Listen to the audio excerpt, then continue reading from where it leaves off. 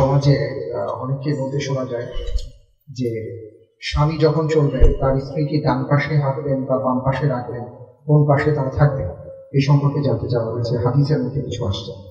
এই যে একটু আগে বলছিলাম না, দুই শ্রেণী মানুষের বিরুদ্ধে সবচেয়ে বেশি মাসআলা চাওয়া হয়, তার প্রমাণ দেখছেন? আমি মাসআলার উত্তর দেই, আমি জানি।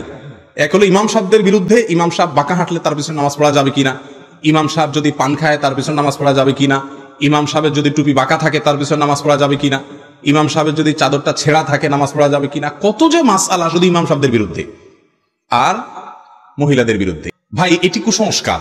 আমাদের দেশে অনেকে মনে করেন যে রাস্তায় চলতে হলে স্ত্রী স্বামীর ডানে, স্ত্রী তার স্বামীর ডান পাশে থাকতে হবে। অনেকে মনে করে বিছানায় যখন তারা ঘুমোতে যাবেন তখনও বিশেষ কোনো এক পাশে থাকতে হবে, স্বামীর ডানে বা বামে। এরকম কোনো কথা কোরআন হাদিসে নাই, এগুলা ভুয়া কথাবার্তা। এমনকি আরো নানা রকমের কথা প্রচলিত আছে এই ডানে বামে নিয়ে। হ্যাঁ, সালাত যদি স্বামী স্ত্রী একসাথে আদায় করেন তাহলে স্বামী সামনে দাঁড়াবেন, স্ত্রী পেছনে দাঁড়াবেন, এখানে ডান আর বাম নাই। কথা কি বুঝাতে পারছি?